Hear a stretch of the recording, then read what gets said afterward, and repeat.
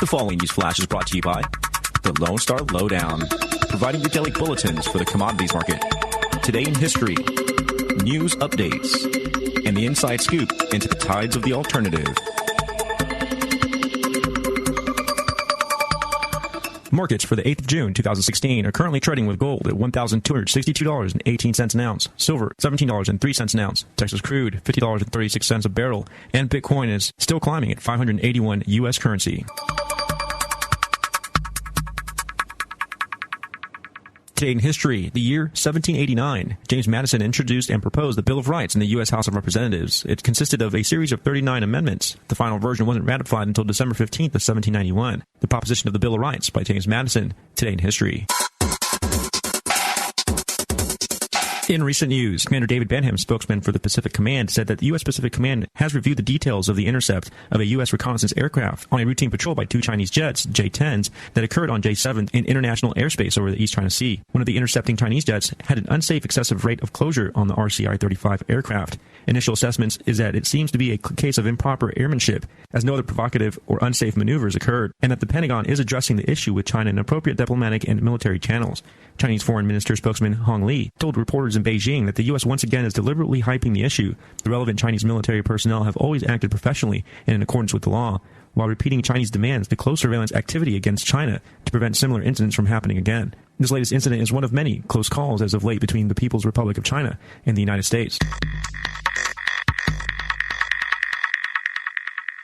A Montgomery County judge has sentenced Donald Middleton yesterday to life in prison. It seems the 56-year-old man was convicted of drunken driving 9 times since 1980. The sentencing was after he pleaded guilty last week to driving drunk in May of 2015 and caused a traffic accident where he apparently was arrested after allegedly fleeing on foot after the wreck and ran into a store and pleaded with clerks not to turn him in. He has already served 4 prison terms for alcohol-related convictions. Hillary Clinton is now the certain Democratic nominee after her win of key states last night, in particular California, where out of the 475 delegates up for grabs, she raked in 269 of them. As of now, the numbers stand at 2,203 delegates for Hillary and 1,828 for Sanders. However, the difference with superdelegates was more substantial, with Hillary now having 574 and Burnley only a measly 48. This is Rick Brody with your lowdown for June 8th, 2016. It's 11:59 at Radio Free America, and this is Uncle Sam with music and the truth until dawn. Right now, I've got a few words for some of our brothers and sisters in the occupied zone. The chair is against the wall. The chair is against the wall. John has a long mustache. John has a long mustache. It's 12 o'clock, Americans, another day closer to victory. And for all of you out there on or behind the lines, this is your song. Good evening, ladies and gentlemen, and welcome to Fly. I have a joke for you. Okay. The government in this town is excellent and uses your tax dollars efficiently. I didn't see it coming. The moment you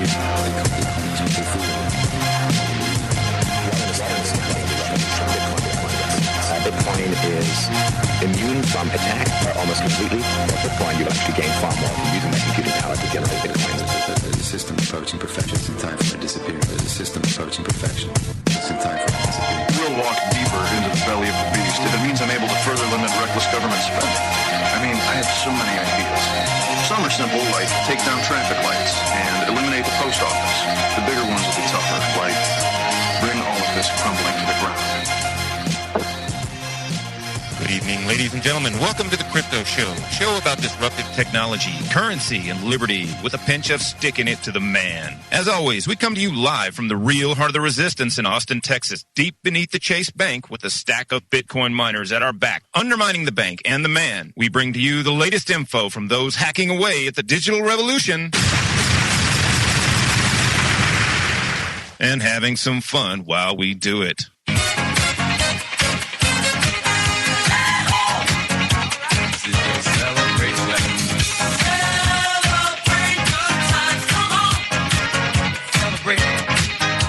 Good evening, Austin, Texas. And we're going to celebrate some cool ideas. We are going to celebrate some very cool ideas. Well, guys, welcome to the Crypto Show. Just barely. Welcome to the Crypto Show.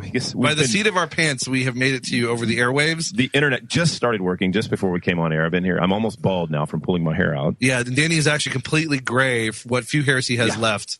He had a full black head of hair, sable, if you will, but now is pure silver. Danny, I'm so sorry that happened to you. I wish Bitcoin could reverse aging, but it hasn't gotten that far yet. Yeah. But I understand I understand Paul Puey at Airbits is working on using the blockchain to reverse aging. So we're so anyway, we've hacked away at the resistance, and now we're going to hack away at hunger. We are going to hack away at hunger. And how are we going to do that? Well, that's a good question. Well, first, I want to say it is, of course, Wednesday, June 8th, 2016. We always come to you through Logos Radio Network. Thanks to them. Support them at logosradionetwork.com. It is listener supported. Lots of other wonderful programming besides our show. And don't forget Brave New Books and Hill Country Home Improvements. And our second guest in the second hour is going to have an event at Brave New Books coming up. It's going to be Michael Badnarik, a former presidential candidate for the Libertarian Party, talking about his Constitution class. And we'll probably be asking him more general questions about the Constitution. You should suggest fiber. And for his Constitution? Yeah. Okay, just to flesh out all the bad stuff. Yeah, that's a good idea. I will. High fiber is always a good content in any diet. So we're going to talk to him. Pretty exciting stuff. We also have in the first hour 2 people who have been on the show recently who you might not think have anything to do with each other or fighting hunger. Well, one person. The first person is Christopher David, the founder of Arcade City. And of course, if you don't know, Arcade City is the wildly successful ride-sharing program that has just exploded since the departure of Uber and Lyft. And currently they use a Facebook page to coordinate ride sharing, and they're working on getting an app developed, and that should be out pretty soon. And Christopher David, how are you? Quite good. How are you? Awesome. I'm doing great. Thanks for joining us again. And by the way, what's the membership number up to at this point? About 32,500. Woo! Man, at some point it's going to be the whole city of Austin. That's crazy. Oh, yeah. And we shouldn't forget Eric Green, who actually created the Facebook page.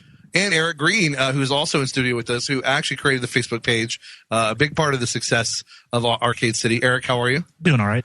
Thanks for joining us in studio. We appreciate it. Thank you for having me. And so we also have, do we have him on the line yet? Yes, he's okay, awesome. Waiting patiently. We also have Jason King of Sean's Outpost. And Jason, are you there?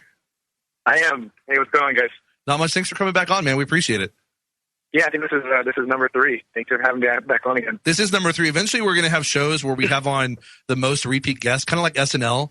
Would have the show where it was like Tom Hanks and John Goodman, and they have that special little like VIP studio in the back. Yeah. Do you know what I'm talking about? Yeah, I think Cody Wilson is probably leading the pack. I think he's leading the pack. I think he would be the Steve Martin. He's been on more than we have of the crypto show. That's a lot more than we have. Well, Jason King, creator of Sean's Outpost, which is a charity based out of Florida. And it is a Bitcoin-based charity. They raise funds in Bitcoin. And they have fed – how many people have you fed at this point? Sean's Outpost fed 167,000-ish meals. Wow, 167,000-ish. Like that. That's no small potatoes. That is no small potatoes. That's no small fries there. A pretty incredible – I think his reported cost for each meal is like, what is it, $1.50? $1.25. $1.25. Crazy low. Super effective. Well, we should mention the same state agency in your area is paying millions to feed less people, right? Yeah. I mean, not to harp on it, but in the same time period, the second largest, we were the largest provider of meals to the homeless in Northwest Florida, and the second largest provider fed essentially 30,000 less meals for about $1 million more to be spent. Yeah. So. But they were feeding bureaucrats too. So, Hey, bureaucroats got to live and eat too, okay? They got to eat a lot. It's true. I should have been a bureaucrat. True. I got the body of a bureaucrat. It's nothing to shake a stick at the accomplishment, and you should be proud of being wildly more efficient than a bureaucracy because, well, it's just the nature of bureaucracy to not be efficient at all. So it's he also created Satoshi Forest. Is it Satoshi Forest? Yep. Thank you. I had to think about that for a second. Satoshi Forest, which is basically a refuge for the homeless out in Florida. They've experienced a lot of basically persecution from the local and state governments, and it's really unfortunate. You can find out more about some of that story on our previous episodes with Jason King. But his current venture, and not in Florida, but out of Baltimore, where you're currently in Baltimore, right? I am, Baltimore, Maryland. But actually, let me cede the mic. Tell us about your current venture, Unsung. Yeah, so our current, what we're doing is basically we took all the lessons learned from Sean's Outpost in terms of like efficient ways to feed people, and what we try to do is put all that into an app. So essentially, we that knowledge created unsung.org, so unsung.org, unsung.org, and essentially what we are is we're an app that lets grocery stores or caterers or restaurants that have excess food, they can just come on the app and tell us exactly what they have, and it will ping out, and any of our volunteers in the area can go pick that food up and then take it to people in need. And that might be a homeless shelter, a women's shelter, or just homeless people on the street, or the kid down the street that his parents don't feed him very well and he's never nourished enough. Whatever, it doesn't matter. It's taking excess food and then using that inventory and connecting it with people that really need it. Wow, that's like Uber for hunger. It is a lot like Uber for hunger. or it's a lot like Arcade City for hunger, right? Wait. There you go. You shouldn't have said it. I was going to say, wait. I just had a thought. What if we combine the two? Brilliant. I just came up with that. Well, and that's a great idea, Chris. I wish I'd thought of that. I have the best Arcade City anecdote, like literally like the best one. Is in January of this year, I was in Miami for the North American Bitcoin Conference. And I was there a couple of days early, and I was taking a Lyft, Uber competitor Lyft, and I was taking a Lyft ride into downtown Miami. And I drive Lyft sometimes. So I was talking to the Lyft driver, like, hey, how's it doing? How do you like driving for Lyft? How do you drive for Lyft? It's just the things that you do to your driver. And she's like, I kind of like it. I've been doing it for about 6 months. And she's like, I drive for Uber too. I'm not a big fan of Uber. She's like, but I heard there's a new service coming to town. And I'm like, oh, like Sidecar or Swerve? And she was like, no, Arcade City. And like, I was just dumbfounded because I knew what Arcade City was, but this was just a random person in the streets of Miami that was telling me that Arcade City was coming to Miami. So I just almost immediately jumped on Facebook and made the post up on that because I just thought it was just the thing. There was a very similar thing happened last night. We had about 130 people here for the meetup for Arcade City. And someone asked the question, have you all heard of Bitcoin? And probably 80% of the audience raised their hand and knew. And I talked to quite a few people about getting a wallet set up. And Airbits is actually going to be working with us to help drivers for Arcade City here in Austin get, Bitcoin set up and to spread the Bitcoin evangelism. That's awesome. Yeah. Thank you, Airbits. And we've had many of the Airbits crew on, Will Pangman, MK Lords, and of course Paul Pui, the founder and CEO, and that's super generous of them. And of course, they're one of the best Bitcoin wallets out there. So check out Airbits, and of course, they have a Bitcoin directory with something like 10,000 merchants on there. And I think we're going to try and get Arcade City on there if it hasn't. Yeah, that's actually going to happen. Yeah, awesome. I was going to say if it hasn't happened already, so we'll get that through. Well, we got a couple of minutes till break. We're going to kind of dive into the idea that's already kind of out of the box. Thanks to Danny and Jason. I was going to do it. And David. Yeah. Hey guys, I was going to do a much smoother lead in where, it suddenly hits people. They don't see it coming. No, but let's, as we come to break, Jason, so tell us about the success so far of Unsung in Baltimore. It's been really successful, from both ends. Restaurants love it because, generally, I don't know if anybody can remember from last time I was on the show, but food waste in the United States is a $537 billion problem every year. So it's astronomical. The amount of food that we waste is just crazy. And if you couple that with the 537, that's with a B, right? Billion? Yeah, with a B. Wow. Yeah, $500 billion. A little more than $500 billion in food waste retail value every year. And then we also have 49 million Americans that live in a constant state of hunger. So it's, men, women, and children that aren't sure where their next meal is coming from. So, I mean, you don't have to be a genius. Like, this is pretty much the stupidest problem that you could have, is to be throwing away $500 billion in food while 50 million people are starving. So with those two ends, and like anyone in the food industry, anyone in a restaurant, everyone in a grocery store, everyone in a deli, whatever, they know that food gets wasted, and like they know that it's actually pretty difficult for them to deal with it because if it's not a large quantity of food, it's actually difficult to schedule a pickup from like a food bank or from a pantry or something like that. And we're coming to break. I hate to interrupt, Jason, but yeah, it's a huge problem. Anyone who's worked in food service or grocery knows about it firsthand. But we'll be back with Christopher David, Jason King, and Eric Green. Thank you on the other side. You are listening to the Logos Radio Network. LogosRadioNetwork.com. This is what happens when you call the cops. Say what? This is what happens when you call the cops. Come on. This is what happens when you call the cops. You get your rights violated or you all get shot. This is what happens when you call the cops. This is what happens when you call the cops. This is what happens when you call the cops. You get your rights violated or you all get shot. I'm sick of people being victimized by criminal cops. Psychopathic predators terrorizing neighborhood blocks. Equipped with pepper spray, mace, cuffs, tasers, and glocks. They like serial killers acting out subliminal thoughts. Forget what you taught. These cops cops have got a license to kill. Witness intimidation means that they can use it at will. Code of silence means that the pigs will never let out a squeal. And if they go to court, they know the judge will make them a deal. For real. That's why. Welcome back, guys, to the Crypto Show here on this lovely June 8th, 2016, a Wednesday, here on Logos Radio Network, brought to you as always by Brave New Books, where you can go to bravenewbookstore.com and check out the events page for upcoming events, including the Constitution class with our guest in the second hour, Michael Badnarik. We'll be talking with him again in the second half. And don't forget Hill Country Home Improvement. Brought to you by XLax. XLax, and in combination with Carl's Jr. And don't forget Crypto Compare for the Crypto Compare News Minute every Sunday. We are grateful to them for the very interesting cryptosphere news bits that they provide us. And we're talking with our current guests on the phone, Jason King of Sean's Outpost, Satoshi Forrest, and his newest venture, Unsung, at unsung.org. We also have in studio Christopher David, the founder of Arcade City, the new ride-sharing program that's become wildly successful. And you forgot one. And Eric Green. No, Jamie Redmond is listening online, who will be writing an article in Bitcoin.com about this. Awesome. Jamie, he's awesome. And by the way, we owe Jamie Redmond so much, not just for being a guest more than once on the show, and an excellent guest, not just for being an excellent contributor to Bitcoin.com, but it is his what do you call it? Artwork. He's a graphic artist, and his excellent artwork, he created our logo, is what I'm trying to say, the Crypto Show logo. So we're ever eternally grateful for that.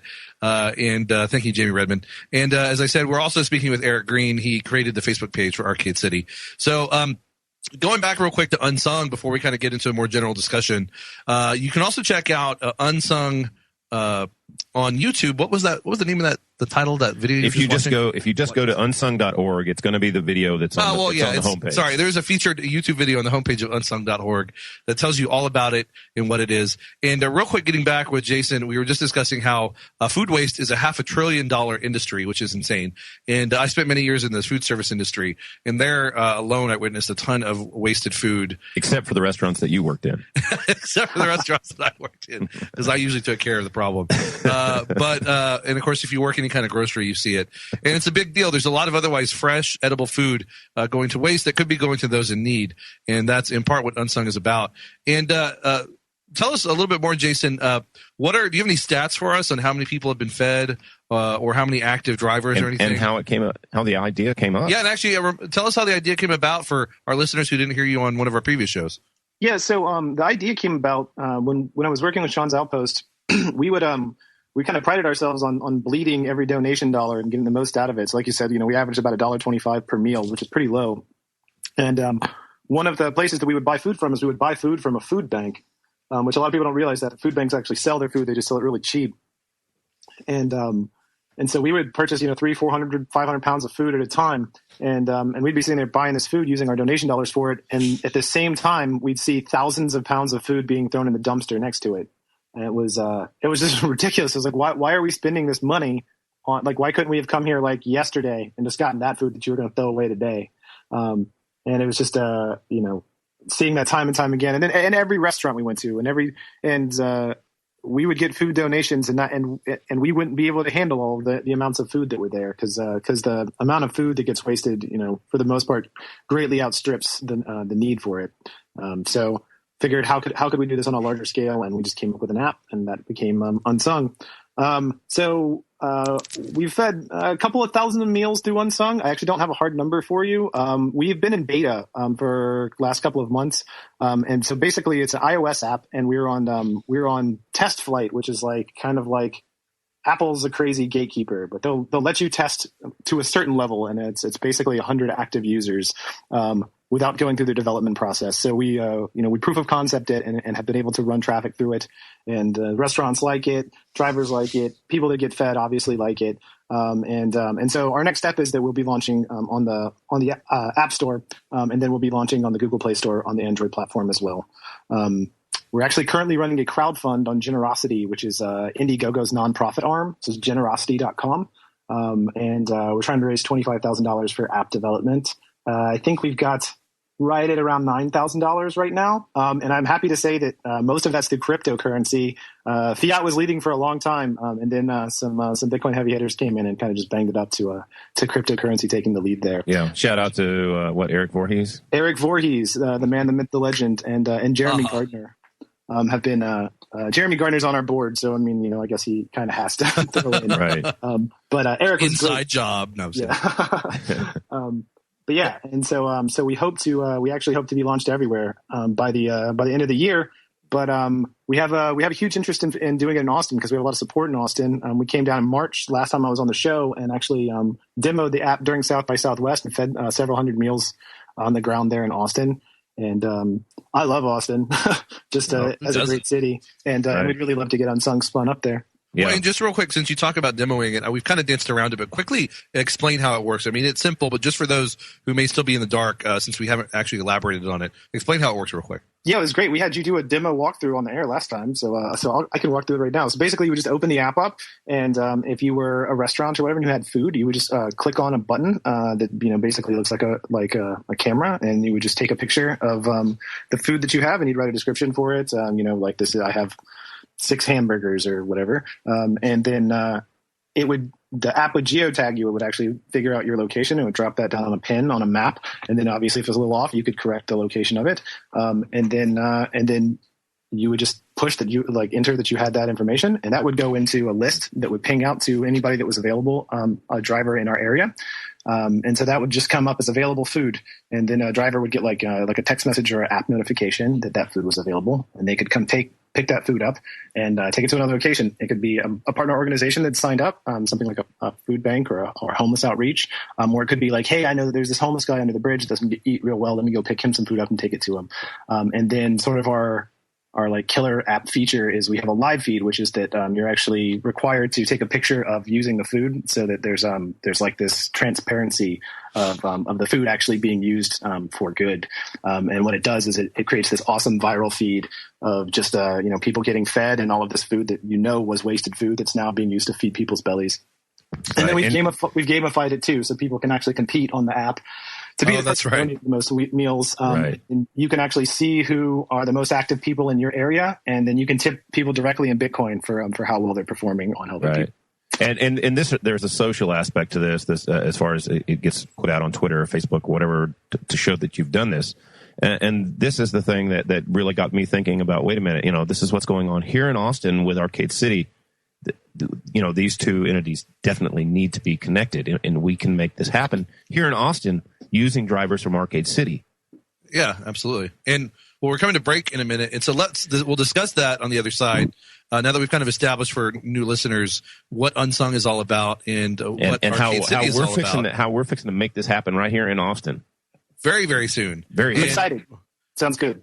And what's awesome is while, of course, app development for both programs is at various stages of release, in the meantime, there's ways of still making it happen without having yet to rely, or fully rely at least, on apps. And, of course, one of the ways to do that is through Facebook and the Facebook page, which is what Arcade City is currently doing. And it's been... And I've already created a Facebook page for Unsung here in Austin. That's right. Good job, Danny. Oh, yeah. So we'll talk more about that with the guys in studio and Jason King on the other side. So stay tuned. We'll be right back after this short break.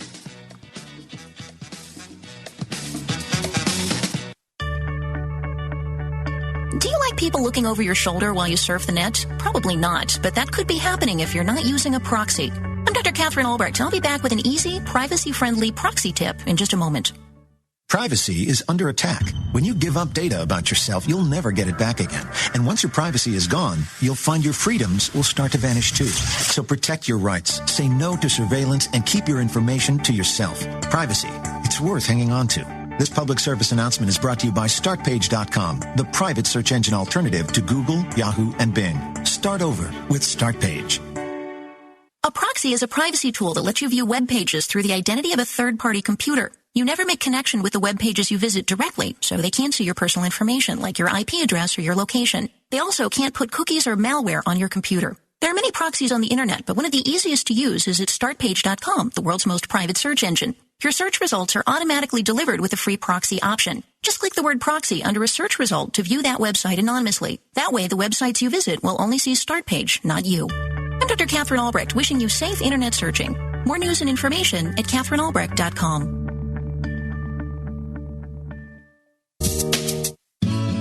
Live Free Speech Radio, LogosRadioNetwork.com. What's your plan for tomorrow?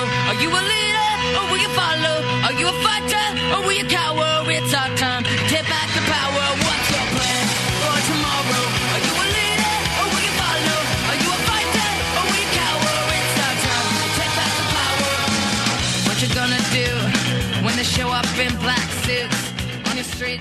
Welcome back, guys. It's the Crypto Show, Wednesday, June 8, 2016. Logos Radio Network, Brave New Books, Hill Country Home Improvements, Crypto Compare. And stay tuned in the second hour, too, for our guest, Michael Badnarik, talking about the Constitution and his class on such. And it will be an event at Brave New Books, and we'll be discussing that. Currently, we have Jason King of Sean's Outpost, Satoshi Forrest and his newest venture, Unsung, on the line. We also have Eric Green and Christopher David from Arcade City. So let's get to it. Just a quick recap. Unsung is an app that connects drivers with food providers, restaurants, and the homeless, and it wants to expand into Austin. Well, Austin not only has a lot of homeless, which you can see just kind of going about the city. Step outside the back door of our studio. Particularly around here. But thanks to Arcade City, there are over 30,000 drivers potentially available for participating in this program. And, like Danny was saying, a part of Unsung is the sort of familial and social aspect of it. And I have to say, in particular, Arcade City has done an excellent job in fostering that. And I think the Facebook page is a big part of that. While the app is definitely something we look forward to and is going to take Arcade City to the next level, I think, the Facebook page has really allowed a stronger community to form than it otherwise would have just with only an app. I mean, what do you think, Christopher? Yes, definitely.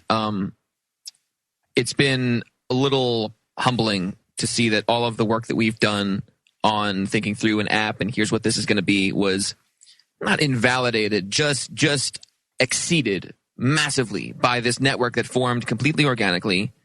Facebook was just the thing that was easiest to connect on.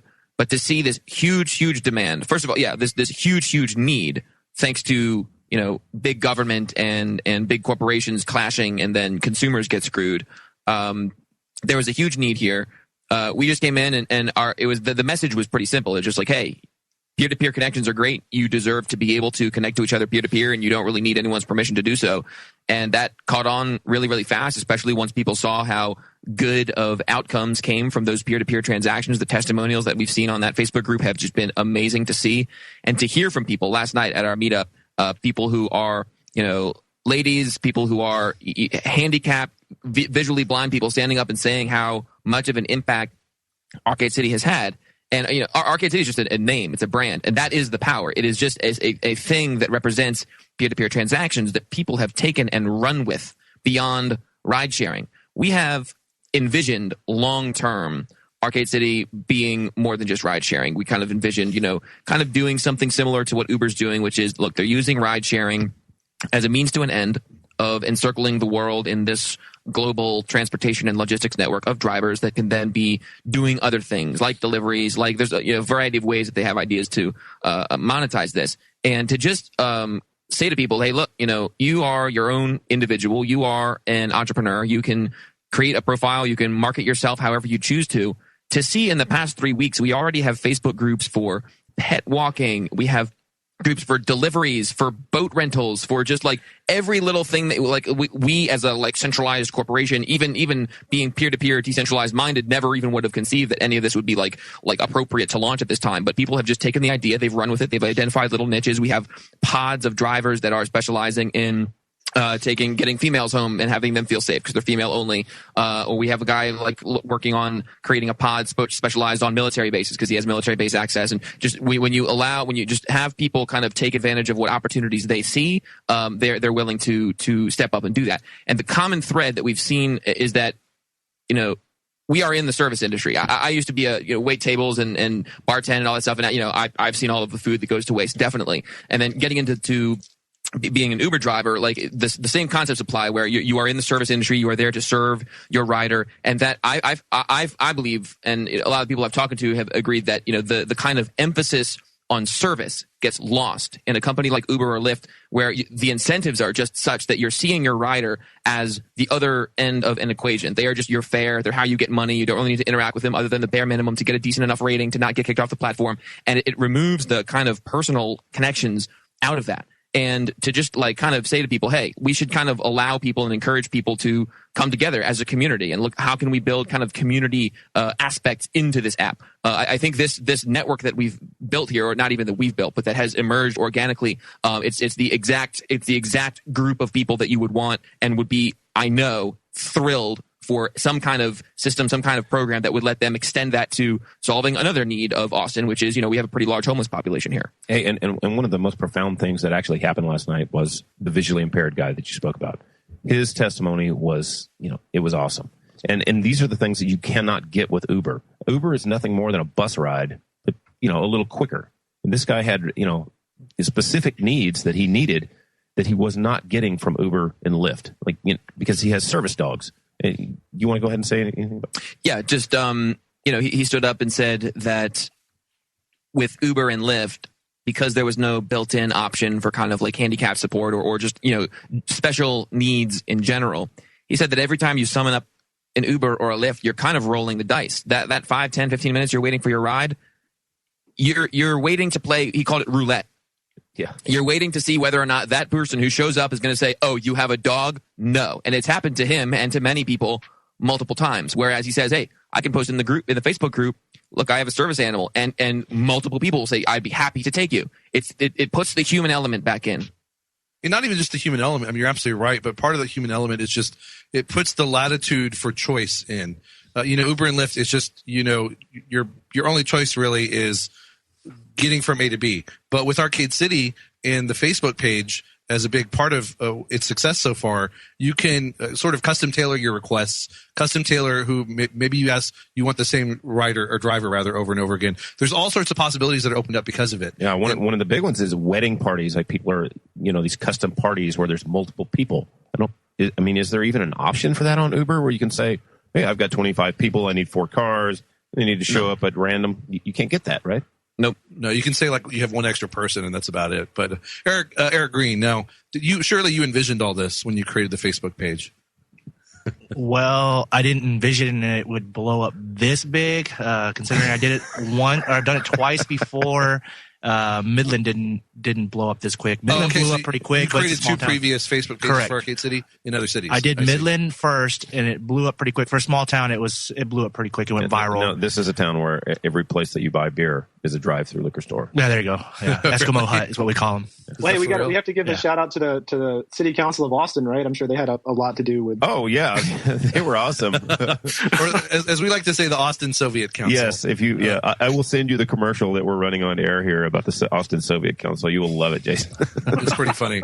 Well, we have a minute to break. We've got another segment with these guys, and we'll get down to the nitty gritty. But I think it's becoming clear, combining the resources of Unsung and Arcade City for Austin are going to be a huge boon to feeding the homeless, because while we're still waiting on Unsung has wanted to penetrate the Austin, well, not market, but get into Austin, and already Arcade City is there to sort of be the vehicle for that, literally, so to speak. And the Facebook page creates that sort of community, and the fact that so many people we've had on from Arcade City, drivers and riders, say they've already made friends. They ask for their regular driver. They have all sorts of special requests that are met. I think means that the sense of community through Arcade City is one that will definitely transfer to Unsung once we get those two kind of crossed over here in Austin. So it seems like the perfect match. And already, as Danny said, he's created a Facebook page. So we'll talk more about that on the other side. Stay tuned. We'll be right back after the short break.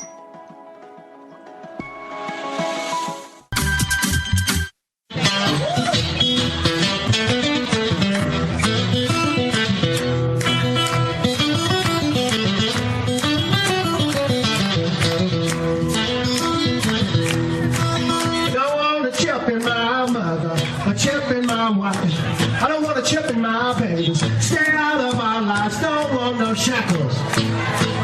Don't want no shackles on me. I sit down with Big Brother. Shame on that Big Brother trying to track and trace me and all you and tag the animals and tag everything on earth. I sit down with Big Brother. Down with Big Brother. Welcome Welcome back, guys, to the Crypto Show here on Logos Radio Network, brought to you as always by Brave New Books. Down with Big Brother. Down with Big Brother. He's eating everybody's food, man. What? I'm going to take him down myself then. He don't eat my food. Well, speaking of eating food. Nobody eating Chris's food. Ain't nobody eating my food. Well, speaking of eating food, we are talking about feeding the homeless. By combining the resources and services of Unsung at unsung.org, which was created by Jason King of Sean's Outpost. And Unsung, again, is an app that basically connects restaurants, drivers, and homeless people, and people who also want hungry people. Hungry people. They don't need to be homeless. That's true. That is a good point, just like Meals on Wheels. And also, of course, people who want to donate the money, not just the time, but donate the money to purchase the food. And with Arcade City, the local ride-sharing program here in Austin, and, of course, we have Christopher David and Eric Green from Arcade City on here. So how do we make this happen, guys? I mean, I think it's pretty clear, but we've got the idea of Unsung. We've got Arcade City with over 30,000 drivers, basically all of whom are former Uber and Lyft drivers. So they're vetted that way. It's not 30,000 drivers. 30,000 members. 30,000 members. Probably half of whom There's more than enough drivers. More than enough drivers. Mm-hmm. Would you say like half of them are drivers, or? I would say maybe 3,000 are drivers. Yeah, about 3. I think the ratio is probably, I don't know, about 20 to 1 rider to driver. That makes more sense than actually, yeah, because if you had too many drivers to riders, yeah. Well, here's the thing.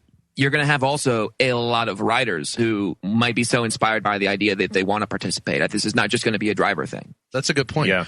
Because here, like, for example, just to take that real quick a step further, maybe they know a homeless person near where they work, and they need a ride to work, and they want to feed the homeless person. They can arrange it such that they get a ride to work, and they take a meal to that homeless person. Capitalize on these bleeding heart liberals.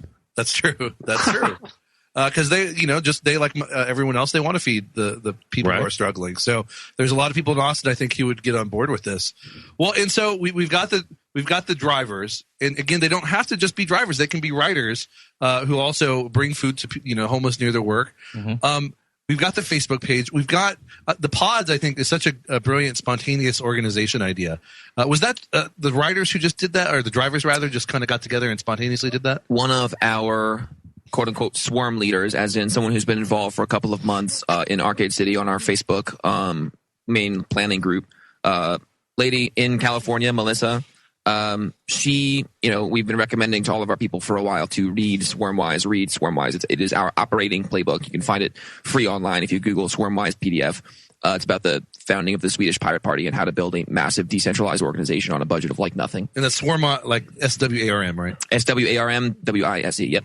And there's one paragraph in there about like an ideal group size of like a team of getting things done is 7 people, and it gives some reasons behind that. So one of our drivers, swarm leaders out in California, drew this diagram of this like what she called a pod of 7 drivers, and just kind of posted a picture into the Facebook group in like the first few days when we were at like a couple thousand, and said, hey, give this a try if you want, like use this to coordinate ride requests. This might be helpful. And, within a couple days there were pods who formed, and now we have like these like really powerful pods that are like just, if you want they are providing the best service.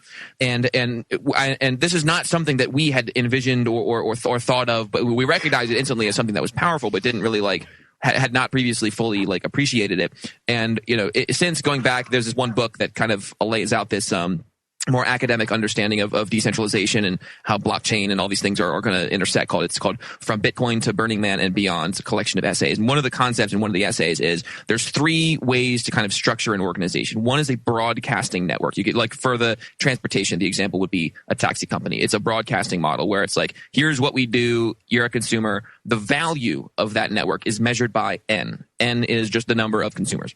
The second one is a peer-to-peer network where you're connecting service provider and service consumer, Uber, rider and driver. I would put peer-to-peer in quotes in that respect because they're kind of straddling the broadcasting and the peer-to-peer model. The value of a network, of a quote-unquote peer-to-peer network, is N squared.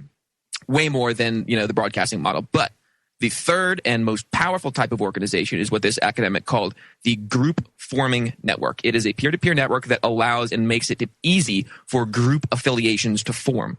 And he said that it kind of lays out some arguments for this, but the value of that is expressed as 2 to the nth power, which is way, way, way, way, way larger than n squared. And now we're just in this like really ugly form with no app on Facebook, all this chaos. People are self-organizing, and to just see the level of service that has been provided, where people are saying that it's spontaneous order. Arcade City not just has been a better experience for them than the other ride-sharing app. People are saying that it's changed their lives. They're seeing history emerge. There's new for freaking TechCrunch yesterday to say that it's Arcade City, our Facebook group of 30,000 people, that quote filled the void left by Uber and Lyft, not these well-funded startups. It is a really powerful model. We just want to support that as much as we can. And I know that by just like introducing this idea to people like, hey guys, like maybe we can extend this toward like feeding the homeless. Like let's provide as much service as we can. Yeah, absolutely. And no, surely we can rely on government to do that. Absolutely. Well, and my whole point of bringing that up is I think the pods are a great way of organizing, even for helping the homeless, because they provide a lot of different functions. They provide accountability as far as vetting people, because if you're going to be a part of a pod, I'm sure that people are going to get to know you and make sure that you're reliable and that you're not some serial killer. Plus, pods can also trade off on maybe transitioning between giving rides and feeding the homeless or whatever. There's just so many possibilities for organization and promoting efficiency with those pods. Well, and speaking of organization and promoting efficiency, so we have the riders and drivers through Arcade City. We've got a Facebook page that Danny set up for Unsung for a lot of our, these riders and drivers, if they want to sign up and become a part of Unsung and help that out here in the city. Jason, you also mentioned something that you could do off air to help the whole process. Tell us about that again real quick. Yeah, the Unsung app exists. I mean, it works. It works in the wild here. Like our problem was just getting it into the App Store and getting through Apple's development process. As soon as I get off air, I'm going to check on. I think we could probably port it to a web page, so it's like something that's accessible and like it won't won't be super pretty, but it'll be functional. Somebody could add it. You could add it to your smartphone as a widget. Yeah, something that you could just access through the web page, and you could just put a link to the web page on your home screen or something like that. Okay, that's great. So we could have a functional, maybe not perfect, but a functional app version of Unsung for Austin for the time being that people from Arcade City can use. And what? And another thing that Jason added into this is it is a social idea. So very much so. With the group page, I think we're already going to be establishing that. And we just need to build the groundwork here and get it going. And then when the app is fully functional, we're going to have it going, man. Oh, it's going to be great. Yeah. Well, how do you guys, Eric and Christopher, what idea do you have for promoting Unsung or for getting drivers and riders to sign up? Before you even finish that, I spoke to several drivers last night and they were all on board. They're like, hell yeah, awesome. This is a great idea. So we're kind of the mind of, throw the idea out there and see what organization emerges. We have some ideas that we are like, so tomorrow, and this is actually something that I would like to pitch formally. We're having a meetup tomorrow, a strategy session for our top 50 drivers. We're going through we're kind of talking further about our leveling system. So people start off at level 1 and you level up by getting good reviews and this kind of thing and providing good service. And there can be, there's if you played any MMORPG like EverQuest or World of Warcraft, you're a level 1 rider, you're a level 2 driver, a level 1 courier, and it's kind of like gaming or like an arcade or something. And it would be very easy to introduce a class. Maybe we call it the level 1 unsung, level 3 unsung, and have there be these kinds of things where you actually level up. We know that this is highly motivating to people, especially when we're able to attach different rewards and prominence to the people that are, the highest level, that kind of thing. So that's something we're already working on. So I would love to talk to you guys more about that. Cause that's the exact sort of motivators that we want to use to incentivize people to use our platform. Yeah. That's great. And those motivators are powerful, even if it's simply like a point system or a sort of status thing. It works really well. We've got a little less than a minute. I guess, Jason, any final thoughts for us? No, thanks for having me on. Anyone who wants to check us out, it's unsung.org. And I would love to hear from Austin drivers. I would love to hear from people in Austin that are interested in it because I love Austin. I would love to get this spun up in Austin and get a lot of people fed. And go ahead and say about the fundraiser again. Yeah, sure. We have a fundraiser on generosity.com, but really if you just go to unsung.org, there's a button right there that says support the crowdfund, and you can just click that button and it'll take you right to it. Awesome. 20 seconds left. Any final thoughts, Christopher David, Eric Green? As far as the driving part, you don't really have to have a vetted driver for this because I don't think there's anything in place for anyone to have to get vetted to bring food somewhere. So anybody that wants to sign up to do that can do it. I think a lot of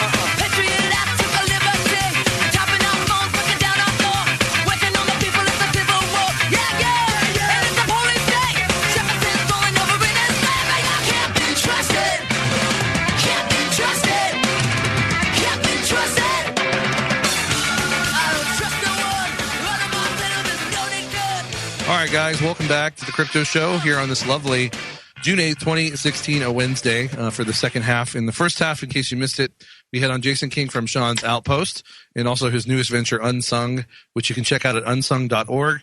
It's basically an app that pairs drivers with restaurants and donors who want to feed the homeless.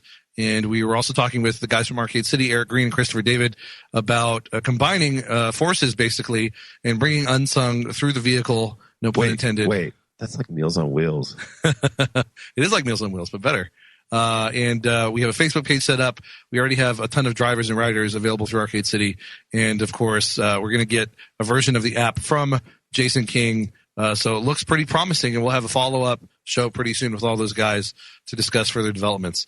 Well, we are very pleased and very honored to have our next guest, Michael Badnarik. He is a software engineer, political figure, and former radio talk show host. He was the Libertarian Party nominee for president in the 2004 elections. No relation to Michael Goodnarik.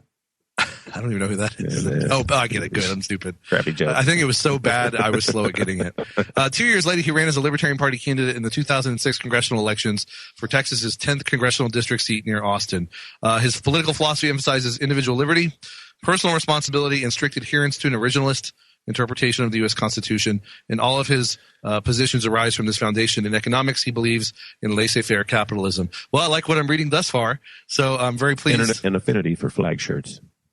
From what I'm told. He's not wearing one now, but he does apparently love flag shirts. Michael Badnarik, welcome to the Crypto Show. Thanks so much for having me, guys. Thank you for being on, and thanks for your patience while we had our other guests on in the first hour.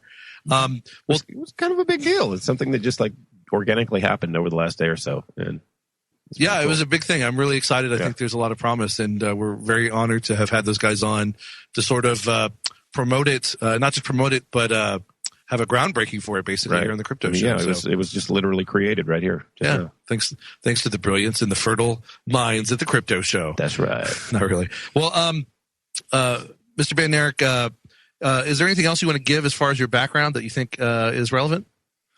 Not that I can think of. Well, I guess actually tell me. Go ahead. I've been doing this, for so long. It's just part of who I am. I don't like anybody telling me what to do. Amen. And I think everybody responds to that a little bit. And so vote for none of the above. All of the things that I've been doing have been trying to get the government from backing off and telling us what to do. We, the people, ordained and established the Constitution. We invented Congress. They work for us. Well, in theory. In theory. So Congress, that's like a group of baboons, right? Well, I think they do use the word Congress for, collection of various different animals. But baboons being one of them. When I talk to people, I say, well, hypothetically, if the government was doing something unconstitutional, how would you know?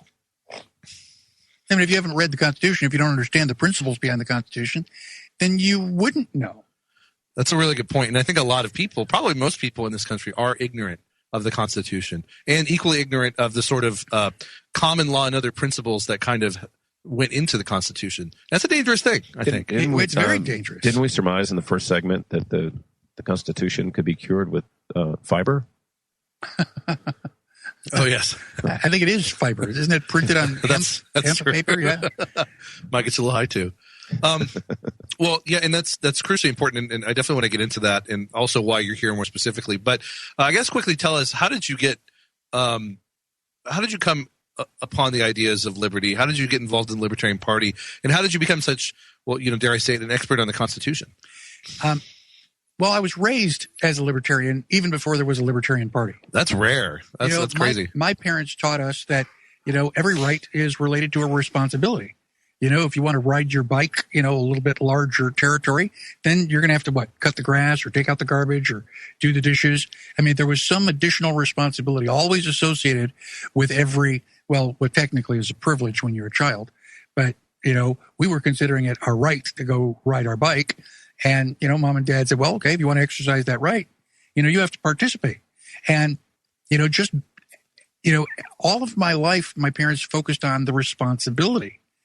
And so, as I got older, I had people telling me that the Department of Education is in the Constitution. It's like, no, it's not. And Would they give you a justification for that assertion? Or no, well, what I would do is, at the time, I would carry a copy of the Constitution in my pocket, and I'd pull out my copy and go, okay, show me. Show me where it is. And they'd page back and forth for 20 minutes, just go, well, I was pretty sure it was in there. I go, but it's not. Oh, Social Security is in this Constitution. Show me. Show me where it is. Well, let me ask you this, though, and that's brilliant. I like that, by the way. I'm sure that throws a lot of people off and makes them rethink making silly assertions like that without knowing what they're talking about. But here's what someone could say, though, is, okay, maybe it's not in the Constitution, but it's perfectly compatible with the Constitution, isn't it? No. The purpose of the Constitution is put limitations on government power. We're here, whether we have any government or not, we have rights. We have a right to life, whether we invented Congress or not. So, in a, natural setting, the law of the jungle, so to speak, you have a right to life. You have a right to defend yourself if somebody's trying to hurt you. You have a right to protect all of your property. And in the law of the jungle, you're the only one that's there to do that. So it's kind of hard. So you and I get together and I go, well, hell, I'll help you protect your property if you help me protect mine. And we start adding people to our little group and I go, we ought to write this down on paper. And so when we invent the Constitution, the purpose of the Constitution is to organize a government that is ostensibly supposed to help us what we're already doing. Help us defend our life, our liberty, and our private property. And once you realize that that is the only legitimate purpose of the Constitution, then you can read the Constitution. It's no longer ambiguous. You go, what does this clause mean over here? Well, this clause is going to protect my life, liberty, and property. Well, how do you know? Because that's the only purpose it could possibly have. Just by definition. By definition. By looking at it through that lens of that principle. That's right. But here's the thing, and I'm just playing devil's advocate because I'm sure this comes up. But again, let's say with the Department of Education, people can say, well, it defends my liberty because an uneducated populace can't ever be free, or it defends my liberty because if I'm not educated, I'm at a disadvantage in life or something like that. Well, actually, I believe that you got to be educated if you're going to be able to defend your stuff. But the Department of Education started out in 1953 as part of the Department of Health, Education, and Welfare. So the government has been in charge of our schools for, over 60 years now. And this is the federal government. Yeah. Yeah. And it's all trickled down. I mean, we see the state governments most, but the federal government is in there. But they also, for a long time, yeah. George Bush is talking about no child left behind, setting up all these standards. Well, in the 1950s, when I was growing up, United States, students were number one in math and science. I mean, people all over the world were sending their children to the United States to get a good education. You know how I know that, by the way, real quick? I'm sorry. If you go to like Half Price Books, in their clearance section a lot of times, and in their like rare book section, they'll have old books. A lot of them old like physics and math textbooks from like the 30s, 40s, and 50s. I swear to God. And you read those, and it's like, I mean, and I took some level of high school and college math and physics, but you read that and it's like I can't understand any of it because it was so dense and complex. And some of these textbooks were made for like junior high and high school level kids. Yeah. And my point being, if that's any indication of the level of education of people back then, they were doing way better than we are right now, I think. Oh, absolutely. Our American students were number one in math and science back in the 50s. Now we're the low 20, 29, 31. I mean, we're barely in the race. Yeah, sadly. And so, go ahead. There's a TV program called "Are You Smarter Than a Fifth Grader?" and What does that tell you? I can't bring myself to watch that because in many cases the answer is yes. No. Yeah. You're not No, smarter you're than not. a fifth grader. And it's like, I can't believe, I was on Facebook and people don't know the difference between their, T-H-E-R-E, their, T-H-E-I-R, which is a possessive, and their, T-H-E-Y apostrophe R-E, which is a contraction. And they pick one spelling and use it for all three circumstances. And it's not a trivial thing either. No, because it's not. That ambiguity can cause communication problems. Yes. And if you're making mistakes on that level, that's an indication that you're making bigger mistakes elsewhere in your knowledge base and in your understanding. Absolutely. See, that's why people don't get. It's not just can you spell. If you can spell, there's a strong correlation between, say, strong spelling and strong literacy or reading comprehension or things like that. So it's really important. When I was growing up, people used to keep the complete works of Shakespeare on the coffee table. Not that they had actually read it. It's one of my favorite beers, Shakespeare. But what they wanted you to think that they read it. They wanted you to think that they were sophisticated. Right. We read Shakespeare. Well, now, if you try, to give answers and stuff, people laugh at you. Intelligence is something that people used to aspire to. Now, intelligence is ridiculed. There's an anti-intellectual streak, I think, in American culture. And we're coming to break. We got 30 seconds.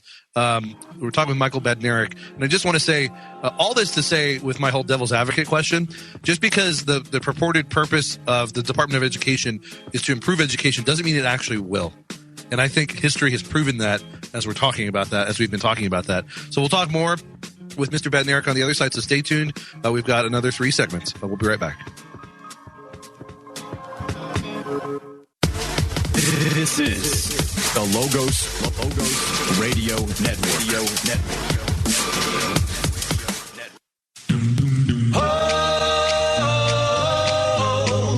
For the longest time.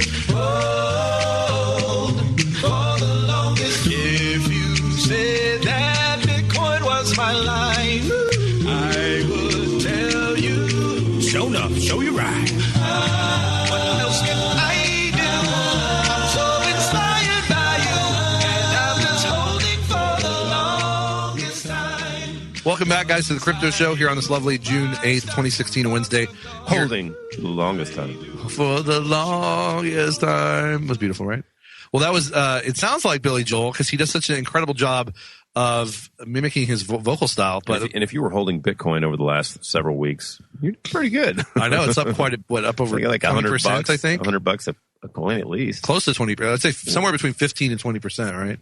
Yeah, I wish I'd gotten more. I mean, I slowly accumulate. Actually, way more than that. I think it's 120. I think it was it was in the 420s, 450, something like that. About 450. Yeah, something like that. And now it's 580. Yeah, so it's up pretty substantial. Good 20%. Yeah, at least. But that was Zhao Tong, ZHOU-TONGED.com. You've probably heard his music before if you've listened to us for any length of time. But he does Bitcoin parodies, and he's such a good vocalist and lyricist that oftentimes you can't even tell the difference between him and the original singer. We only say that because he mentions us in his songs. No, but he's also talented. That's why I like to promote him. Well, we're speaking with Michael Badnarik, libertarian and former libertarian candidate for president in 2004, not to mention candidate in 2006 for Congress for the Libertarian Party for Texas's 10th Congressional District. And we're talking about the Constitution. And before we get to more of the Constitution, because, it is obviously an important document for the American history, the American government. And as libertarians, I mean, even if you're even more hardcore than the Constitution is a still way better framework than what has basically happened over the past couple hundred years with the government taking more and more rights and liberties away from us. But before we get back to the Constitution specifically, I want to let people know that Michael Badnarik is giving a class on the Constitution in person at Brave New Books. That's right. Tell us about that. When is it? And tell us about that. It's this Saturday, June 11th. The class starts at noon and goes until 8 p.m. And I've actually modified, 8 hours, nice. I modified my class a little bit. I used to talk about the Constitution and the Bill of Rights, but by the time we're at that point, you can read the Bill of Rights and figure it out yourself. A lot of people ask me, Bill of Privileges. I hope he's joking. I'd hate to hurt him. So I mean, the way they alter them so much, it's feels that way. They're supposed to be rights, but they've become privileges. Well, and that's something we'll talk about too. They in a are moment. privileges if we allow the government to act like that. If the government says, "Okay, get down on all fours and bark like a dog," it doesn't say anything about that in the Constitution. But if you get down on all fours, no, you know what I do when they say that? What? Ain't happening. Well, I mean, even if you imitate any animal, you're still following the directive of somebody that has a perception of authority. Right. It's like, I'm not getting down and barking for anybody. It's like, Mr. Badnarik, you're not allowed to carry that gun. Please turn it over. No, I'm not giving you my guns. I'm not giving you my testicles. Amen. Any questions? I like that. Any questions? You want to talk Amen. about the Second Amendment? I'm your guy. Well, and so, but real quick, just to finish. So we're teaching here at Brave New Books. Starts at noon, ends at 8. We'll take a break for dinner or something. Is there an entry fee? There is an entry fee. It's only $125. Usually it's $150. But that's a really good. I mean, for an 8-hour hardcore intensive Constitution class from an expert, that's a really you good. get an autographed copy, hardcover book, "Good to Be King" that I wrote. And I should have brought that up in the intro, but yeah, tell us about that real quick. It's an explanation of the Constitution and the Bill of Rights. It's written in really simple English so that anybody can understand it, even a Democrat. And it has a forward written by Ron Paul. Hey, Ron that's Paul. Quite an endorsement there. Yes, it is. Yes, it is. I cried when I finally realized I had gotten his endorsement. I probably would have too. Yeah. And but he says that experienced libertarians and novices alike should read the book because it's all fundamental. It's stuff that when I bring it up in class, people go, "Oh yeah, that makes sense." So I'm not teaching anybody anything they didn't already know. It's just that they had forgotten it. And it's logical. Yeah, and you're reminding them of the common sense. And that's the thing is, not that it's a perfect document, but the Constitution is built on the logic of the rights of man, on the logic of the fact that whether you believe God gave it to us or nature, you run into a contradiction or an absurdity, I think, if you try to argue that a government ultimately has the right to take away rights from the people or to infringe on liberty. And it really does just boil down to some common sense logic. It does. It's all common sense logic. And all I do is present this stuff, real simple terms. And people go, well, okay, of course. So we, the people, have rights. You don't have to ask. You have a right to be here. You have a right to life. You have a right to, freedom of speech and freedom of thought. Yeah. In my class, I say, okay, I'm in charge. And for the next 8 hours, you're not allowed to think of a black cat. If I catch anybody thinking about a black cat, I'm just going to ask you to leave. What's the longest route? What's the longest route to a right? I don't understand. Right? 3 lefts. And so people, are laughing because obviously I have no control over what you think. Yeah. Okay. So if the government comes along and says, okay, you're not allowed to think about God, is that going to work better? Because it's important? Of course not. Yeah. You have a right, that nobody can infringe on. Well, the dreams that you have at night, those are inherent. They're a part of who you are. Nobody goes to sleep with earplugs because they're afraid somebody's going to steal their dreams overnight. Okay, your dreams are inherent. Your thoughts are inherent. And so are your rights. They're a part of I tell my students to think of it as like DNA. It's in every molecule of your body. If you accidentally get your arm cut off, you still have rights. It doesn't affect that at all. So I go through several examples to drive that point home. It should be obvious, but I just nail it to the wall so that there's nobody can disagree with it. And I point out that if somebody allows you to do something, that's a privilege. Yeah. And if they gave you this privilege, then they can take it away. Yeah, if it's revocable, then it never was a right in the first place. It's never a right in the first place. And people confuse that. And we, the people, have rights. We give the government privileges. And we can take those privileges away from the government anytime we're brave enough and smart enough to do that. Mm-hmm. The Declaration of Independence says that we have the right to alter or abolish the government. What does abolish mean to you? Usually, just like abolition, you get rid of slavery. Get rid of it. That means you get rid of it, yeah. There is a concept in law that predates the Magna Carta. Magna Carta was signed in 1215, and the idea is that the creator always has more power than the created.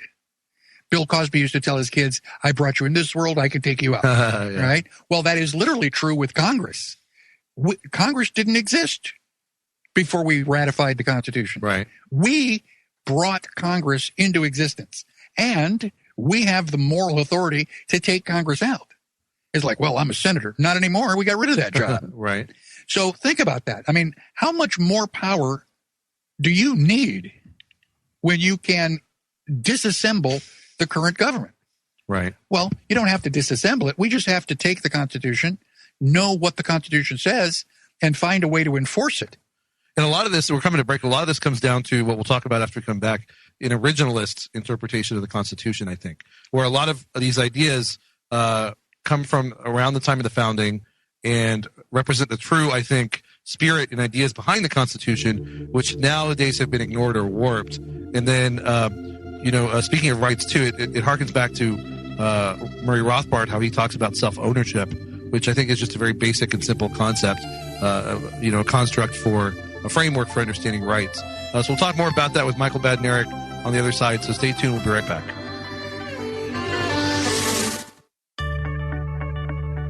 Remember Madonna's hit song Express Yourself? Well, the Material Girls anthem turns out to be very good advice for couples. I'm Dr. Catherine Albrecht, and I'll be back to tell you why in just a moment. Privacy is under attack. When you give up data about yourself, you'll never get it back again. And once your privacy is gone, you'll find your freedoms will start to vanish too. So protect your rights, say no to surveillance, and keep your information to yourself. Privacy, it's worth hanging on to. This public service announcement is brought to you by StartPage.com, the private search engine alternative to Google, Yahoo, and Bing. Start over with StartPage. Comedian Phyllis Diller might have been onto something when she joked, "Never go to bed mad, stay up and fight." Researchers at the University of Michigan studied marital conflict in 197 couples over 17 years. Couples where both partners suppressed their anger over unfair attacks were twice as likely to die earlier than couples where at least one partner expressed their anger. Professor Ernest Harburg, the lead author of the study, says couples should identify healthy ways to handle their conflicts and work them through to resolution. He warns that couples who bury their anger, brood on it, and resent their partners are setting themselves up for trouble and shorter lives. I'm Dr. Catherine Albrecht. More news and information at CatherineAlbrecht.com. Trails. You're listening to the Logos Radio Network at LogosRadioNetwork.com. I've been walking a tightrope between fact and fiction. Been wrestling with demons in small bottle prisons. Been talking to sinners who claim to be Christian, but shouting at leaders who claim to be listening. And the pendulum swings from the left to the right. Its momentum increases the need for the fight, like a moment of blindness and a lifetime of sight. And I am caught somewhere in the middle.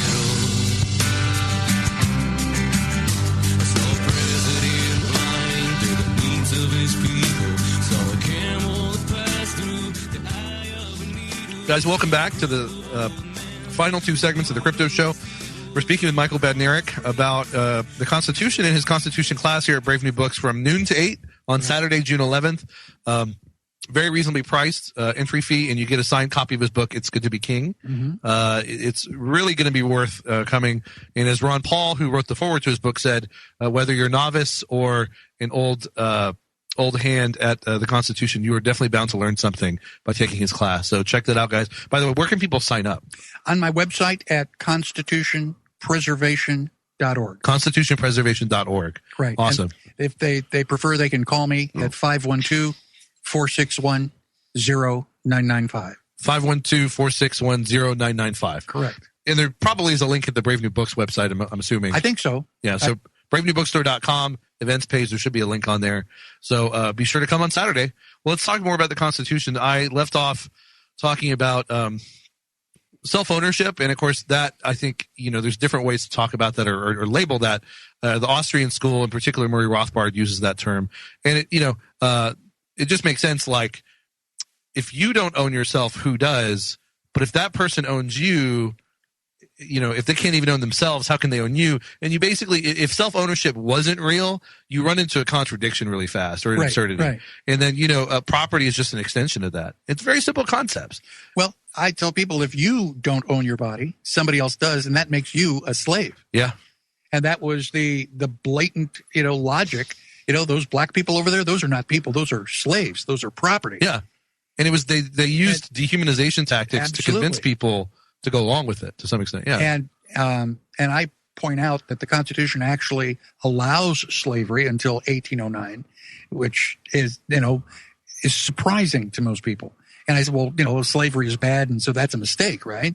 Well, if that's a mistake in the Constitution, is it possible there are other mistakes? That's something I wanted to ask you about, actually. And if there are other mistakes in the Constitution, how would you know? Did the Founding Fathers put those in italics so that we would recognize them and go, oh, wait a minute, this is in italics. This is a mistake. We need to take that out. No, you got to understand the basic principles. That's what I was going to ask you. How would you know? And that's what I figured. You have to go back to what you said earlier, using that lens of logic and basic principles and say, does this pass the test? Right. And the test is, does it protect my life, liberty, and property? Well, let's talk about that, actually, because that's something I wanted to ask you about is what are some of the flaws in the Constitution, would you say? And then also, what do you think are some of the best points of the Constitution as well? Well, clearly, the fact that Congress allowed slavery until 1809 is a blatant mistake. Right. However, I want to defend the Founding Fathers because they were trying to eliminate slavery. To their credit. They did. It wasn't the best move, but it was way better than the worst move, which was simply preserving it. Yeah. Thomas Jefferson was the young guy on the totem pole. He was the one who was given the job of writing the Declaration of Independence. Well, most people don't know that Thomas Jefferson's Declaration of Independence is 1,000 words longer than the Declaration of Independence that you and I know. I didn't know that. Yeah, because he wrote the draft and then he brought it back to the committee and they go, well, gosh, we got to take this out. We got to modify that. We got to change this word. I mean, if you've ever been to a convention, yeah, everybody's, like, oh my gosh. And Jefferson was pissed. I mean, he thought that they, really destroyed the essence of his original declaration. But in his declaration, he said that slavery was an abomination. Well, the southern states couldn't sign on to that because, well, an abomination. It'd be, it'd be hypocritical. And so basically the southern states were saying, look, we need to have slavery just to keep our economy intact. We'll get rid of slavery, but we want to do it gradually over like 20 years. And so the 1809 written in the Constitution was kind of a deadline. It's like, okay, the southern states are going to work to eliminate slavery and they've got to get it done by 1809. Yeah. So we eliminated slavery in 1810, 1811, 1812. When? No, it was 1860. Quite a long time afterward. Yeah. Quite a long time afterwards. Yeah. Actually, it was 1865 at the end of the at the end of Civil War. We had the 13th Amendment, no slavery or involuntary servitude. Okay. Now, that was in 1865. In 1965, my parents were taking my brothers and I on vacation, and we stopped in a gas station, and I walked in, and there were 2 drinking fountains there, and the sign over the drinking fountain said, whites only. Here I am, 9-10 years old. I had to ask my mother what that meant. Because I was a Boy Scout. I used to march in every parade all year long, and now you're telling me that you can't take a drink of water if your skin is black? Really? I mean, I was devastated. Yeah. So the people who yell at the Founding Fathers because, oh my God, they had slaves, well, they were working on it. They were trying to get rid of slavery, but we still haven't gotten rid of the bigotry and racism. I mean, you can't, it is still uncomfortable for many whites and blacks to, party together or work together. You get off the highway and get into the wrong side of town. My God, you get really nervous. I think the government promotes that to some extent in the sense of, yes. Obviously there's a lot of historical reasons for that, of course. Right. But, when the government, the media and the government while they seem to pretend to promote racial cooperation and harmony, right, it tends to seem to have the opposite effect, I think. Absolutely. And it almost makes you wonder if they're doing it on purpose because a divided people is a lot easier to control than a united people. Absolutely. And not to get too off track, but it is a really sad part of our history, slavery and second-class citizenship. But you're right. I mean, to their credit, the founders, clearly a lot of the founders, even back at that early stage, were abolitionists or were otherwise against slavery, saw the inhumanity of it. And it was just a political reality that it was not so easy to simply abolish it outright. Absolutely. Absolutely. Well, let me ask you real quick. We got 2 minutes till break. Since we're kind of on the topic of weaknesses, and again, weakness is sort of a relative thing, or it's, open to interpretation. You might have something like the Interstate Commerce Clause or the General Welfare Clause that people often bring up, I think, when they criticize the Constitution. And, there's the famous, I can't remember all the details, but there's like a famous case of like a chicken farmer who didn't want to sell his chickens and he was sued or something. And they used the Interstate Commerce Clause to say that, well, he was affecting interstate commerce by not selling his chickens. And, I forget all the details of that alleged case, but that's a good example to me of where it seems that clause was abused. Well, what do you think about that? Are certain parts of the Constitution not necessarily weaknesses, but they've been abused? Oh, well, there are certain weaknesses. The 17th Amendment is totally unconstitutional, turns us into a democracy. But it's the Supreme Court's interpretations that have been passed down. I say the Supreme Court wouldn't recognize the Constitution if I wrapped it around a baseball bat and beat them with it. I would agree with you on that. And that goes back to, and again, that's part of it too. It's not even the Constitution per se; it's how it's been "quote unquote" interpreted. Right. And probably one of the worst phrases in our history is the living, breathing document, because like we were talking about with the originalist, and that's not the preferred term, I know, because it's silly, and we'll talk about why. You've had all of these Supreme Court decisions and subsequent abuses by people in government where they've distorted the original intent of the Constitution to the detriment of the people. So we'll talk more about that in the next segment with Michael Badnarik. Stay tuned. Really interesting, exciting stuff, and we'll be right back here on The Crypto Show.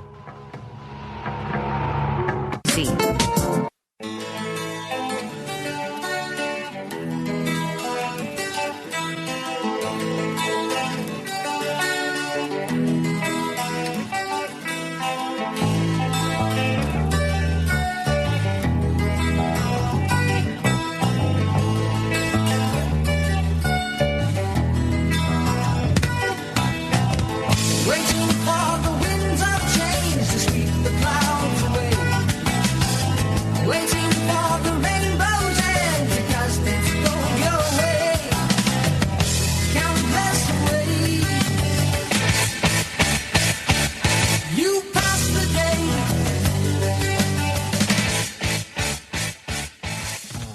Welcome back, guys, to the final segment of The Crypto Show on this lovely June 8th, 2016. We're speaking with Michael Badnarik about his Constitution class coming up June 11th from noon to 8 at Brave New Books. You can go to what website?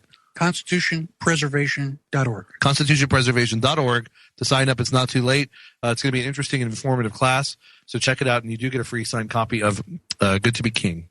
It's Good to be King or Good to be King? Good to be King. Good to be King. Awesome. Well, we're kind of talking about a lot of different stuff here. It's all relevant and interesting to the Constitution and to our rights and freedoms. And to your everyday life. See, that's the thing that people don't get. They go, well, it's the Constitution. It's, really highfalutin and philosophical and, but it doesn't apply to me. Yeah, it does. It applies to you every day. And just because you don't realize it doesn't mean your ignorance doesn't mean it doesn't apply or doesn't affect you. Right. That's why it's so silly when people say that. Even if you don't know why airplanes fly, they're up there. Yeah, exactly. You don't have to understand aerodynamics. Just sit down and buckle your seatbelt. Yeah. And I prefer not to get on planes, but definitely true. I like to jump out of them. Have you done that? Oh, I'm an instructor. Used to be. Are you serious? That's Yeah. terrifying. Go away. Yeah. No, I'm just kidding. I just I fly on like planes. that. I'm contemplating jumping out of a perfectly good airplane. That's terrible. You're nuts. I had a professor in college who did that too. Actually, he was an instructor, and anyway, but that's terrifying. I hate flying in planes. I do it, but I hate it, let alone jumping out of it. But we'll forgive you for that one. No, I was kidding. No, that sounds pretty awesome. So check that out. If you want to go jumping from a plane with Michael Badnarik, you can contact him and maybe he'll do it with you. We'll see. But let's get back. One of the biggest parts of the Constitution of the Constitution or of the violation thereof or of government overreach is the money system, money in banking and sound money. Yep. And, of course, we all know what that harkens back to. I mean, there's other things, of course, I'm sure, but the Federal Reserve and the income tax of 1913, which I believe you allege and many credible, intelligent people allege, and I would agree, aren't constitutional on their face, and then weren't even passed constitutionally. Yes, they're not. They weren't ratified properly. Thank you. Yeah. But let's talk about that and how that relates to. Let's talk about Article 1, Section 8, Clause 5, which says that Congress has the power to coin money. What would you coin money out of? Bits. You know, you're not going to coin money out Pieces of of paper. cloth? Pieces of cloth is not going to work. You're going to need some kind of a metal. Yeah. Article 1, Section 10 says that no state shall use anything but gold and silver coin as tender in payment of debt. Okay? So, you know, if you read James Madison's notes, they originally suggested that Congress could coin money and emit bills. In other words, print paper money. And that was about the only thing during the entire convention that it got a unanimous no. Thank God. And for good reason, because for good reason. It's not worth a continental. That's right. Paper can be counterfeited. Gold and silver cannot. Now, if I don't have an apple, can I give it to you? No. No. I mean, logically, I can't give you something I don't have. Right. Does the Constitution give Congress the authority to print money? No. No. We explicitly took that privilege away before we ratified the Constitution. So if Congress doesn't have the authority to print money, how does Congress give that authority to the Federal Reserve? That's a good point. Because people will say, well, they gave that authority away. But you're right. They didn't even have it in the first place. Yeah, exactly. So you can't give it away. So if you and I go to my garage and we start printing $20 bills off my special laser printer. This is not actually happening. We can, drink beer, watch a movie, and then may not actually not be happening. And then we can go, rent a limo. We can go out and, get surf and turf, and we'll be living large until they track us down. They're going to throw us in jail. I'm buying some Bitcoin with it. I'm buying real money with that fake money. Right. And so basically we would be thrown in jail for counterfeiting, $5,000, $10,000. The Federal Reserve has been counterfeiting money for over 100 years. In the trillions. In the quadrillions. Probably quadrillions. Yeah, you're right. It's in the quadrillions. It's insane. And so 185 says Congress can coin money. 186 explicitly says that Congress is supposed to track down counterfeiting. So not only did they not have the authority to give it, they're supposed to be out there arresting the Federal Reserve. Right. Allow myself to arrest myself. Yeah, right. Again, if you've never read the Constitution and you don't know what's in it, how do you know what the government is or is not allowed to do? Right. And, we sit here and complain, but if you're ignorant, you're really helpless to defend yourself. Right. Yeah, and that's the thing is, and even that clause, I think, was a recognition simply of the fact that gold and silver for really thousands of years have operated as a market money that people voluntarily arrived at. And it was simply, saying that insofar as government minting was concerned, Congress had the power to do that. It wasn't about saying Congress could just, come up with any money it wanted, right, like you said. And so you were saying off air, how does this relate to Bitcoin? Well, when the government is not doing its job and we allow a private corporation like the Federal Reserve to counterfeit our money, they are adversely affecting our economy. Everybody is getting screwed. And so, basically what somebody has done is they've come up with another system. And one of the reasons that Bitcoin and other electronic currencies are flourishing is because everybody knows that the Federal Reserve dollar is worthless. And so it's like, getting off of the Titanic and, getting onto one of the Princess cruises. It's a dramatic improvement. I like that comparison. It's a dramatic improvement. Yeah. And people know it instinctively, but they don't understand the philosophy and the Constitution behind it. So, my Constitution class, believe it or not, is fun.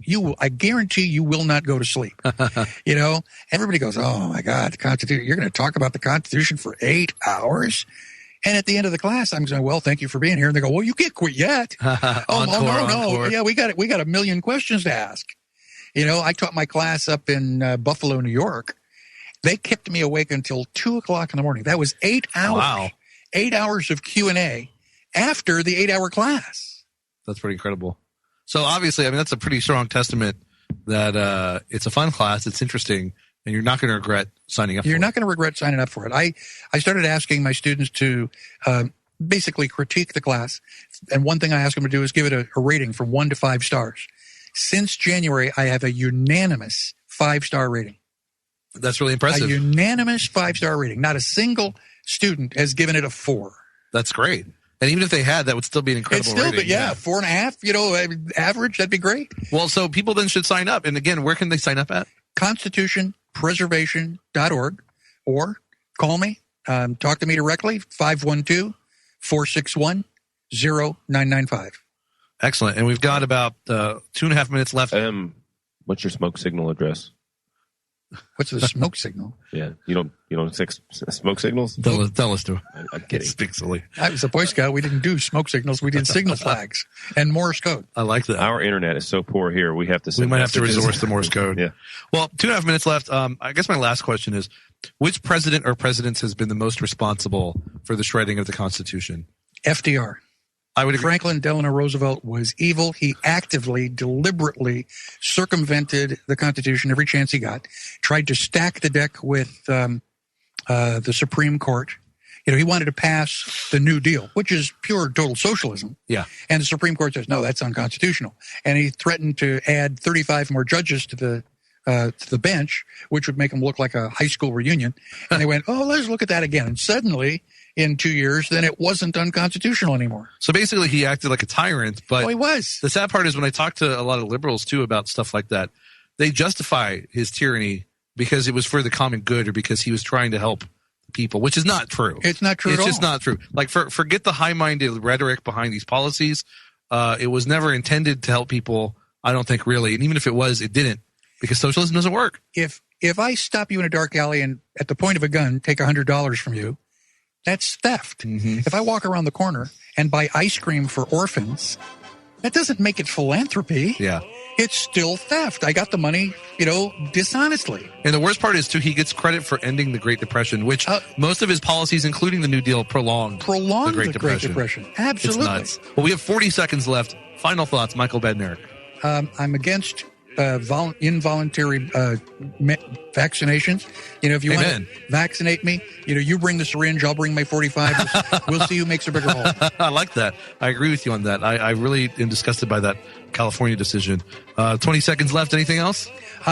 Live free, but you got to understand your rights. You got to be smart. Amen. Michael Bednarik, what is it again, the website? ConstitutionPreservation.org. June 11th, Brave New Books, noon to 8, Constitution class. Sign up. We'll see you there.